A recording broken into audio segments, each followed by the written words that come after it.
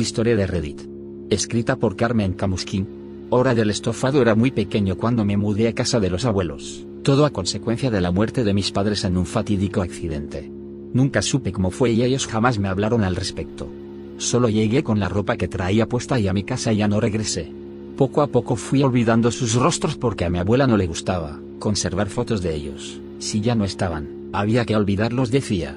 Recuerdo que en esa casa también vivía el tío Jorge. Tenía su cama en el sótano y yo tenía prohibido entrar ahí. Y a pesar de que casi no había visto a mis abuelos porque a mi papá no le gustaba visitarlos, ellos eran buenos conmigo, me cuidaban, me compraban ropa y juguetes, y me protegían de quien fuera. Incluso del mal humor del tío Jorge. Una tarde ellos salieron de casa, habían ido a dejarle unas bolsas de carne y vegetales a los vecinos de enfrente y me pidieron que me quedara jugando en mi habitación. Algo que por supuesto a mis 7 años fue algo complicado y decidí bajar a jugar pelota en el pasillo que conducía hacia la sala. No habían pasado ni 10 minutos cuando la pelota cayó a través del espacio que había en la puerta entreabierta del sótano. En realidad, no analicé en ese momento sobre si podía bajar o no, por ello, aunque lo tuviera prohibido, decidí bajar corriendo para tomar mi pelota y volver a subir. Sin embargo, al comenzar a bajar, percibí un olor raro en aquel lugar, no sabía exactamente qué era, pero no era algo que quisiera volver a oler.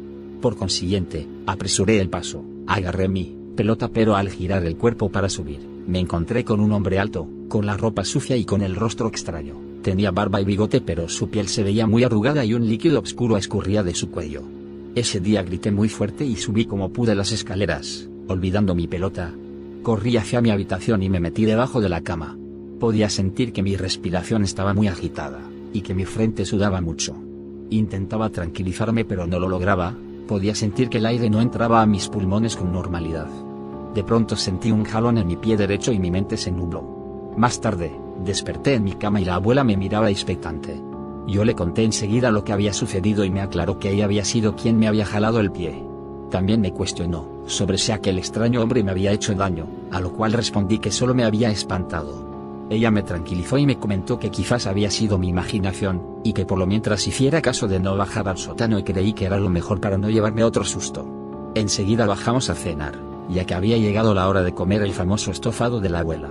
Era tan rico que a veces comía de más, pero eso sí, tenía que ser servido por ella nada más, porque si no seguramente no sabría igual. Yo siempre dejaba que ella me sirviera el estofado o su famosa carne asada con verduras, no me gustaba contradecirla. Así fueron pasando los años junto a los abuelos hasta que cumplí 15 años. Fue muy bueno el tiempo con ellos porque eran muy cariñosos y eso hacía que no resintiera tanto la partida de mis padres. Aunque hubo una tarde que todo cambió de pronto, pues llegué de jugar fútbol y me percaté de que mis abuelos habían salido y al parecer tampoco estaba mi tío Jorge en casa. Ese día encontré en la mesa de la cocina un plato de carne asada y una nota donde me decía la abuela que lo calentara en el horno si me daba hambre. Me sentía tan hambriento, que me terminé la carne asada y vi la enorme olla del estofado en la estufa y decidí servirme un plato. No creía que la abuela se enojara, quizás ni cuenta se daría. Pero fue aterrador lo que vi en la olla. Había una oreja, un ojo y un dedo pulgar entre el caldo y los otros trozos de carne. Todos eran partes humanas. De la impresión, el plato se me cayó al suelo haciéndose añicos. Signo de interrogación abierta. ¿Hijo, abriste la olla? Dime por favor que no, exclamó la abuela con sorpresa al entrar a la cocina, y por lo que mostraba mi cara, no fue necesaria mi respuesta. Era evidente que sí había visto todo lo que había en esa olla. Yo no sabía si cuestionarla o salir corriendo. Signo de interrogación abierta. ¿Por qué, abuela? No entiendo, por fin pregunté confundido, esperando que todo fuera una pesadilla de la cual iba a despertar, pues llevaba años comiendo ese estofado y nunca imaginé que algo así pudiera pasar, y menos que viniera de la abuela.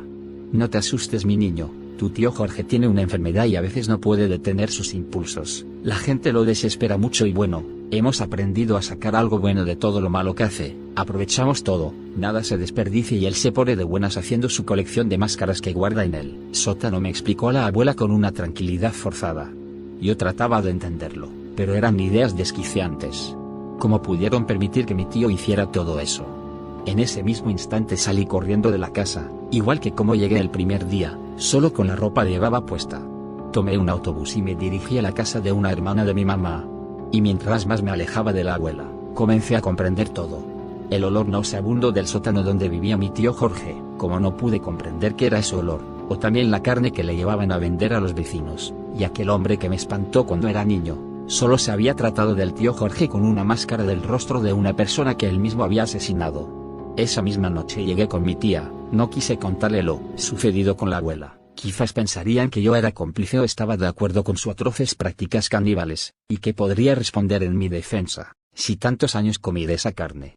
La abuela intentó comunicarse varias veces conmigo pero no quise responder sus llamadas.